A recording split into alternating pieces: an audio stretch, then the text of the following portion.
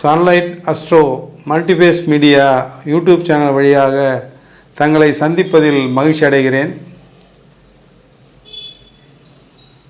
அன்பர்களே, இன்றைய பதிவில் ரிஷபராசிக்காரர்கள் இந்த சனிப்பெயர்ச்சியை எவ்வாறு எதிர்கொள்ள வேண்டும் என்பதை பற்றி தான் இந்த பதிவின் நோக்கம். ரிஷபராசி காலபுருஷ தத்துவப்படி 2ஆம் ராசி ரிஷபராசி, தன குடும்ப வாக்குஸ்தானம். அப்பேற்பட்ட தன குடும்ப வாக்கும் என்ற 3 அர்த்தத்தை கொண்ட ராசி ரிஷபராசி. அதிபதி சுக்கிரன்.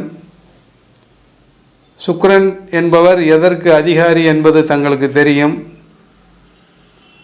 கலை, அழகு, செல்வம், பொக்கிஷம், சுகபோகம், வீடு, பங்களா, கார், சினிமா நடிகர்கள், சினிமா, சோஷியல் மீடியா, இது போன்ற பலவிதமான கலை நயங்களை பெற்றவர்கள் ரிஷபராசிக்காரர்கள்.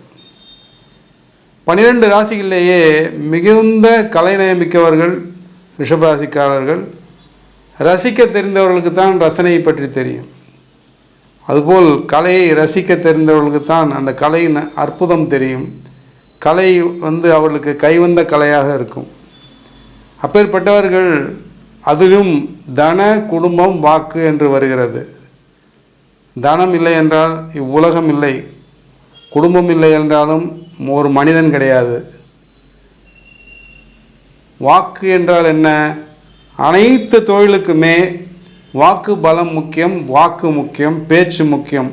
அதனுடைய அர்த்தம்தான் 2ஆம் இடத்தினுடைய பலம். எந்த விஷயத்திற்குமே பேசினால்தானே பலன் உண்டு, அதுதான் அதற்கு அர்த்தம். இவ்வளவு அற்புதமான இடத்தை பெற்றிருக்கின்ற ரிஷபராசிக்காரர்களுக்கு 30 வருடத்திற்கு பிறகு ஒரு அற்புதமான வாய்ப்பு வந்திருக்கிறது. இந்த சனி பெயர்ச்சியின் மூலமாக இந்த 2025ஆம் ஆண்டு, அதிலும் சனி பெயர்ச்சி மட்டுமல்ல, அதற்கு அடுத்து நடக்கவிருக்கின்ற குரு பெயர்ச்சி, அதற்கு அடுத்து நடக்கவிருக்கின்ற ராகு கேது பெயர்ச்சி, 3 பெயர்ச்சிகளுமே ரிஷபராசிக்காரர்களுக்கு மிகவும் சால சிறந்ததாகவும் அற்புதமானதாகவும் அமைந்திருக்கிறது ரிஷபராசிக்காரர்களுக்கு. சரி, அப்படி என்ன அற்புதமாக அமைந்திருக்கிறது என்று கேட்டீர்களானால், 30 வருடத்துக்கு ஒரு முறை வருவதுதான் சனிப்பெயர்ச்சி. அதாவது ஒரு முறை சூரியனை சுற்றி வலம் வருவதற்கு சனி கிரகத்திற்கு 30 வருடம் ஆகிறது. எனவே இது போன்ற கும்ப ராசியிலிருந்து பெயர்ச்சி ஆகின்ற சனி பகவான் மீனராசிக்கு பெயர்ச்சி ஆவது 30 வருடத்துக்கு ஒரு முறை தான் நடக்கும். 12 ராசிகளும் சுற்றி வருவதற்கு 30 வருடங்கள் ஆகிறது. எனவே இந்த அற்புதமான வாய்ப்பானது ரிஷபராசிக்காரர்களுக்கு 30 வருடங்களுக்கு பிறகு கிடைக்கிறது என்பதை இதன் மூலம் மிகவும் தெளிவாக குறிப்பிட்டு கூறிக்கொள்ள விரும்புகிறேன். எதற்கு இந்த ஒரு ஸ்பெஷல், ஒரு அற்புதமான, ஒரு தனியான ஒரு பதிவு என்று கேட்டீர்களானால், இந்த ரிஷபராசியில் 3 நட்சத்திரக்காரர்கள் சம்பந்தப்பட்டிருக்கிறார்கள் அல்லவா? கார்த்திகை நட்சத்திரம் 2, 3, 4 பாதங்கள், ரோஹிணி நட்சத்திரம் 4 பாதங்கள், மிருகசீரிஷம் 1, 2 பாதங்கள். எனவே இந்த 3 நட்சத்திரக்காரர்களுக்கும் தனித்தனியாக அவர்களுக்கு என்னென்ன பலன்கள் நடக்கும் என்பதை சற்று விளக்கமாகவும் விரிவாகவும் கூறிக்கொள்ள விரும்புகிறேன். அந்த 3 நட்சத்திரக்காரர்களும் தனித்தனியாக புரிந்து கொண்டு அதற்கு ஏற்றாற்போல் வாழ்க்கையை கொண்டு சென்றீர்களானால் அனைத்திலும் வெற்றிதான், சந்தேகமில்லை. மொத்தத்தில் 3 நட்சத்திரக்காரர்களுக்கும் 100% அனைத்து முயற்சிகளும் வெற்றி தான் கிடைக்கப் போகிறது. அதில் 1% கூட சந்தேகம் கிடையாது. இருந்தாலும் ஒவ்வொரு நட்சத்திரக்காரர்களுக்கும் வித்தியாசமான பலன்கள், வெற்றிகள் கிடைக்கும். அதைத்தான் இவ்விடத்தில் விளக்கறதுக்கு தயாராக இருக்கிறேன். அந்த வகையில் பார்க்க போனால், முதலில் கார்த்திகை நட்சத்திரம் 2, 3, 4 பாதங்களில் பிறந்தவர்கள். அதாவது கார்த்திகை நட்சத்திரம் என்பது சூரியனை சாரமாக கொண்ட நட்சத்திரம். சூரியனை மையமாக கொண்ட நட்சத்திரம் கார்த்திகை. சரி, சூரியன் ரிஷபராசிக்காரருக்கு எத்தனாவது வீடு என்று எடுத்துக்கொண்டார்களானால் ரிஷபம், மிதுனம், கடகம், சிம்மம், 4ஆம் வீடு சுகஸ்தானம். சுகஸ்தானத்திற்கு அதிபதி சூரியன். அந்த சூரியனை நட்சத்திர சாரமாக கொண்டவர்கள் கார்த்திகை நட்சத்திரத்தை கொண்டவர்கள். கார்த்திகை நட்சத்திரத்துக்கு ஏதியா சுகம் அப்படின்னு சொல்கிறீங்க, உண்மைதான். சூரியனின் நட்சத்திரம் என்றுமே கொதிநிலையில் தான் என இருக்கும்.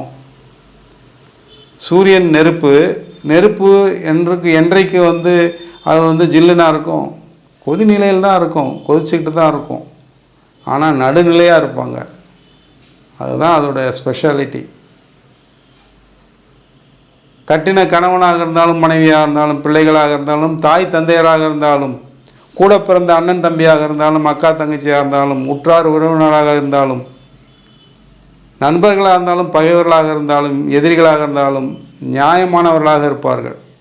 அனைவர்களிடமும் ஒரே மாதிரியாக நியாயத்துடன் நடந்து கொள்பவர்கள்தான் கார்த்திகை நட்சத்திரம் 2, 3, 4 பாதங்களில் பிறந்தவர்கள். எனவே தான் அவர்களுக்கு சூரியன் அந்த நட்சத்திரத்திற்கு சாரமாக பெற்றிருக்கிறார்கள். சூரியனின் அதிதேவதை யார் தெரியுமா? சிவபெருமான், சாட்சாத் சிவபெருமான். அப்பேற்பட்ட ஆதிபத்தியத்தை கொண்டவர்கள் 2, 3, 4 பாதங்களில் பிறந்த கார்த்திகை நட்சத்திரக்காரர்கள். கார்த்திகை மாதம், கார்த்திகை தினம் என்னவென்று பொருள் தங்களுக்கு தெரியும். திருவண்ணாமலையில் சாலச்சிறந்த உலகிலேயே மிக பிரசித்தியான கார்த்திகை தீபம் நடக்கின்ற நாள் கார்த்திகை நட்சத்திரம் என்று கார்த்திகை மாதத்தில். அந்த வகையில் புரிந்து கொள்ளுங்கள் கார்த்திகை நட்சத்திரம் எவ்வளவு சிறந்த நட்சத்திரம் என்று. அப்பேற்பட்ட நட்சத்திரத்தில் பிறந்த நீங்கள் எப்படி நீங்கள் நடுநிலையாக இல்லாமல் போய்விடலாம்? அதுதான் பிரச்சனை. கார்த்திகை நட்சத்திரக்காரர்களுக்கு என்ன பிரச்சனை என்றால், ஒருதலை பட்சமாக நடக்க மாட்டார்கள். அதுதான் அவர்களுக்கு பிரச்சனை. நடுநிலையாக இருப்பது தான் இந்த உலகத்திலேயே மிகப்பெரிய தொல்லை. ஒன்று, சில பேர் மனைவி பக்கம் சாய்ந்து விடுவார்கள். ஒரு சில பேர் கணவனோ அந்த பக்கம் அப்பா அம்மாவோ அப்படி போயிடுவாங்க. ஆனால் இந்த கார்த்திகை நட்சத்திரத்தில் பிறந்தவர்கள் மட்டும் என்றும் நடுநிலையாளராக இருப்பார்கள், இறுதி வரையில், சாகும் வரையில். அதுதான் பிரச்சனை. எனவே அவர்களுக்கு, அப்பேற்பட்டவர்களுக்கு ஒரு பொன்னான நேரம் வந்திருப்பதென்றால் அது சாதாரண விஷயம் அல்ல. இருந்தாலும் வந்திருக்கிறது. ஏதோ கடவுளுடைய கிருபையால் ஒரு நல்ல நேரம் பிறந்திருக்கிறது. அதை பயன்படுத்தி கொள்ளுங்கள் என்று தான் சொல்லுகிறேன். எனவே கார்த்திகை நட்சத்திரம் 2, 3, 4 பாதங்கள் பிறந்தவர்கள் என்ன செய்ய வேண்டும், அவ்வளவுதான். எவ்வாறு நடந்து கொள்ள வேண்டும் என்பதன் குறிப்பு மட்டுமே இப்போது சொல்லப் போகிறேன். முடிந்தவரை யாரையும் எதிர்க்காதீர்கள். முடிந்தவரை யாரிடமும் கோபித்து கொள்ளாதீர்கள்.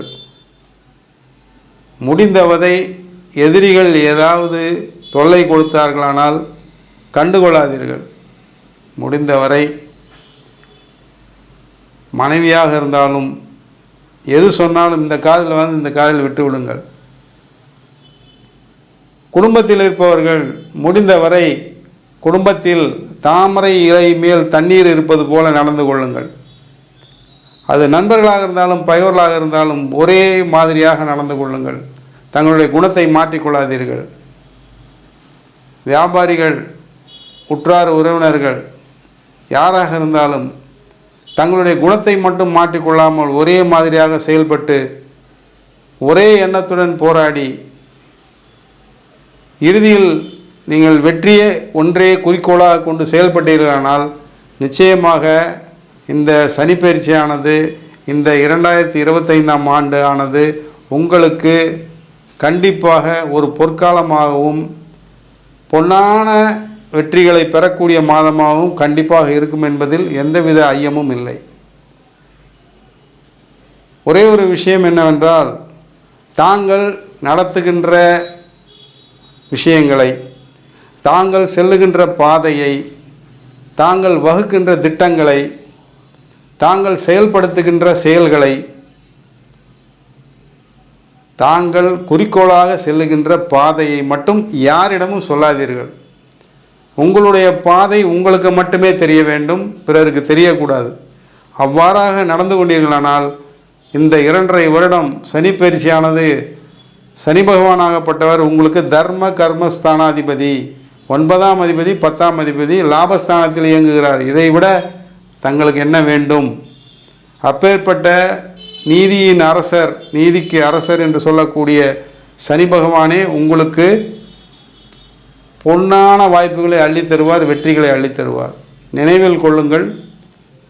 இவ்வாறாக தாங்கள் நடந்து கொண்டீர்களானால் வெற்றி உறுதி. உங்கள் வாழ்க்கையில் வெற்றி பயணத்தை தொடருங்கள். இரண்டாவதாக, ரோகிணி நட்சத்திரம் ரிஷபராசியில் பிறந்தவர்கள். இவர்கள் எவ்வாறு இருப்பார்கள்? இவர்கள் சற்று வித்தியாசமானவர்கள் கார்த்திகை நட்சத்திரக்காரர்களிடமிருந்து. என்ன வித்தியாசம் என்று கேட்டீர்களானால், கார்த்திகை நட்சத்திரக்காரர்கள் அனைத்துமே சற்று வேகமாக பேசக்கூடியவர்கள். ஆனால் ரோகிணி நட்சத்திரம் ரிஷபராசியில் பிறந்தவர்கள் எப்பொழுதுமே சிரித்து கொண்டே, மிகவும் எளிமையாக, மிகவும் நாசூக்காக, எவருக்கும் மனம் கோணாதபடி, அதிலும் மிகவும் சூட்சமமாக, தெளிவாக, நிதானமாக பேசக்கூடியவர்கள். உங்களுக்கே தெரியும், கிருஷ்ண பரமாத்மா பிறந்ததே ரோஹிணி நட்சத்திரத்தில் தான். கிருஷ்ணரோட குணம் என்ன? கிருஷ்ண பரமாத்மாவோட குணம் என்ன? அதுபோலத்தான் இருப்பார்கள் ரோஹிணி நட்சத்திரம் ரிஷபராசியில் பிறந்தவர்கள். அரசியல் தெரிந்தவர்கள், தந்திரசாலிகள், நேர்முகமாக பேசி பழகாதவர்கள், சுற்றி வளைத்து பேசுபவர்கள், எதிலும் கவனத்துடன் செயல்படுபவர்கள், பிறரை கவர்வதில் வல்லவர்களாக இருப்பார்கள், பேச்சாற்றல் மிக்கவர்கள், வசீகரம் அதிகம் கொண்டவர்கள், பிறரை எளிதில் தன்வயப்படுத்துபவர்கள், அதே வேளையில் மனதில் வெற்றி ஒன்றே குறிக்கோளாக இருக்கும், அதை வெளிக்காட்டாதவர்கள், மிகவும் தந்திரசாலிகள். இவ்வளவு குணத்தையும் பெற்றவர்கள் எப்படி வாழ்க்கையில் தோற்று விடுவார்கள்? கண்டிப்பாக கிடையாது. இப்பேற்பட்டவர்களுக்கு, இப்பேற்பட்ட குணங்களை கொண்ட ரோஹிணி நட்சத்திரக்காரர்களுக்கு இந்த சனி பயிற்சியானது அற்புதமான வாய்ப்பை தந்து கொண்டிருக்கிறது, தரப்போகிறது, இனியும் தரப்போகிறது, நடக்கவிருக்கிறது. சரி, எவ்வாறு? ரோஹிணி நட்சத்திரத்தின் அதிபதி சந்திரன், அதில் ரிஷபராசியில் ரோஹிணி நட்சத்திரத்தில் சந்திரன் உச்சமடைகிறார். அதாவது கார்த்திகை நட்சத்திரத்துக்கு அதிதேவதை சூரியன், மிகவும் வெப்பம். ரோஹிணி நட்சத்திரத்துக்கு அதிபதி சந்திரன், மிகவும் குளுமை. அவர் உச்சம் வேறு ரிஷபராசியில். அப்போனா அவர் எப்படி இருப்பார்? நல்லா புரிஞ்சுங்க. அதிகமாக கோபப்பட மாட்டார், சாந்தமாகவே பேசுவார், அனைவரிடம் நன்றாக ஒத்துப்போய் விடுவார், சண்டையிட மாட்டார். ஆனால் அரசியல்வாதியாக இருப்பார், மிகப்பெரிய அரசியல்வாதியாக இருப்பார். வாழ்க்கையிலும் சரி, குடும்பத்திலும் சரி, நன்றாக அரசியல் செய்வார். பிறரை கண்கட்டி வித்தை செய்வதில் வல்லவராக இருப்பார். தான் நினைப்பதை சாதிப்பதில் வல்லவராக இருப்பார். அதே வேளையில் பிறரை தன்வயப்படுத்துவதிலும் வல்லவராக இருப்பார். இப்பேற்பட்டவருக்கு காரியம் சாதிப்பதில் ஒன்றும் மிகப்பெரிய கடினம் ஒன்று கிடையாது, மிகவும் எளிது. இவர்களுக்கு இந்த சனி பயிற்சியானது தர்ம கர்மாதிபதி என்று சொல்லக்கூடிய 9, 10க்கு அதிபதியான சனி பகவான் 11இல் போய் அமர்வது, அதில் வேறு ராசியாதிபதி உச்சம் பெறுகிறார், சந்திரனும் இணைகிறார் சனி பயிற்சி அன்று. நீச்சபங்க ராஜயோகம், பலவிதமான யோகங்கள் விளையாடப் போகிறது. இந்த ரோஹிணி நட்சத்திரக்காரர்களுக்கு பலவிதமான 2, 3 விதமான யோகங்கள் விளையாடப் போகிறது. சரி, என்ன விதமான யோகங்கள்? ஒரு தொழில் செய்து கொண்டிருப்பவர்கள் 2வது தொழில் ஆரம்பித்து விடுவார்கள். ஏற்கனவே சொந்த வீடு கட்டி வாழ்ந்து கொண்டிருப்பவர்கள் தற்போது பெரிய பங்களா போன்று குறைந்தபட்சம் ஒரு 2 கோடி 3 கோடிக்கு ஒரு வீடு கட்டுவார்கள். வியாபாரத்தை பெருக்கிக் கொள்வார்கள். வருமானத்தை 5 லட்சம் என்றால் 10 லட்சம் ஆக்கிக் கொள்வார்கள். சந்தேகமில்லை. இவ்வளவு மகத்துவம் பெற்றது ரோஹிணி நட்சத்திரம் ரிஷபராசியில் பிறந்த அன்பர்களுக்கு காத்து கொண்டிருக்கிறது. வெற்றிகள் பற்பல. அருமையான காலகட்டம். பயன்படுத்தி வாழ்க்கையில் அடுத்தடுத்து படிக்கட்டுகளை தாண்டி தங்களுடைய உயரத்தை எட்டி பிடியுங்கள் என்று ரோஹிணி நட்சத்திரம் ரிஷபராசிக்காரர்களுக்கு கூறிக்கொள்கிறேன். மூன்றாவதாக இறுதியாக மிருகசீரிஷம் 1, 2 பாதங்களில் பிறந்த அன்பர்கள், ரிஷபராசி அன்பர்கள். சரி, என்ன சார் நடக்கும்? சரி, இவருடைய ஆதிபத்தியம் என்னவென்று கேட்டீர்களானால் செவ்வாய்.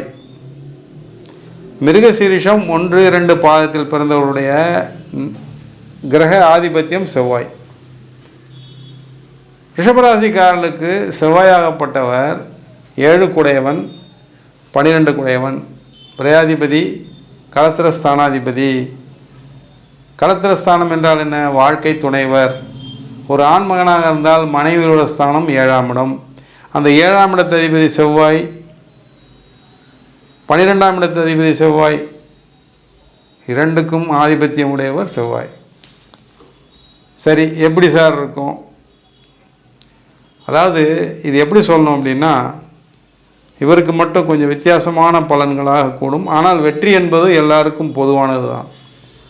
மிருகசீரிஷம் 1, 2 பாதங்களில் பிறந்தவர்கள் தாங்கள் செய்யக்கூடிய காரியங்கள் அனைத்தையுமே தங்களுடைய வாழ்க்கை துணைவரை இணைத்து கொண்டு செய்ய வேண்டும். அவ்வளவுதான் வித்தியாசம். இப்போ ஒரு ரிஷபராசிக்காரர் இருக்கார், தன்னுடைய மனைவியை பங்குதாரராக இணைத்து கொள்ள வேண்டும்.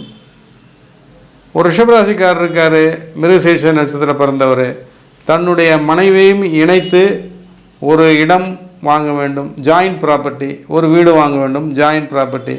புதிதாக ஒரு தொழில் தொடங்குகிறார் என்றால் தன்னுடைய மனைவியை பங்குதாரராக கொண்டு ஒரு தொழில் தொடங்க வேண்டும்.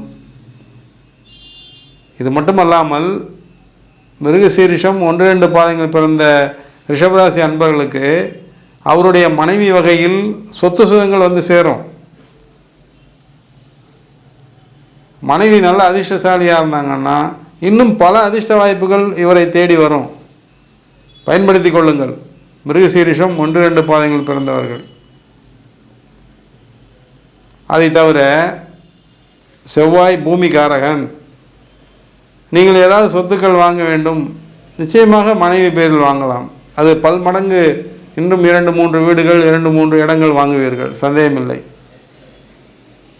இதுபோன்று ஒருவேளை ஒரு மிருகசீரிஷ நட்சத்திரம் 1, 2 பாதங்கள் பிறந்தவர்கள் பெண்களாக இருந்தால் கணவனையும் இணைத்து கொள்ளுங்கள். உங்களுடைய வெற்றி பாதையில் நீங்கள் செய்கின்ற எந்த தொழிலாக இருந்தாலும் கணவனை இணைத்து கொள்ளுங்கள். வெற்றிகள் பல கோடிகள் ஆகும். 1 கோடி 10 கோடி ஆகும், 1 லட்சம் 10 லட்சம் ஆகும். கணவன் மனைவி இணைந்து வெற்றியை ருசியுங்கள் என்று சொல்கிறேன். மிருகசீரிஷ நட்சத்திரம் 1, 2 பாதங்களில் பிறந்தவர்கள். இவ்வாறாக ரிஷபராசிக்காரர்கள் நான் சவாலிட்டு கூறுகிறேன், இந்த 12 ராசிகளிலுமே இந்த சனிப்பெயர்ச்சியானது 100க்கு 100% ரிஷபராசிக்காரர்களுக்கு மிக அற்புதமான பொன்னான வாய்ப்பை நல்கியிருக்கிறது என்பதில் 1% கூட ஐயமில்லை. எனவே கார்த்திகை நட்சத்திரம் 2, 3, 4 பாதங்களில் பிறந்தவர்கள், ரோஹிணி நட்சத்திரத்தில் பிறந்தவர்கள், மிருகசீரிஷம் 1, 2 பாதங்களில் பிறந்தவர்கள் தயவு செய்து ஒரு மணித்துளி கூட வீணாக்காதீர்கள்.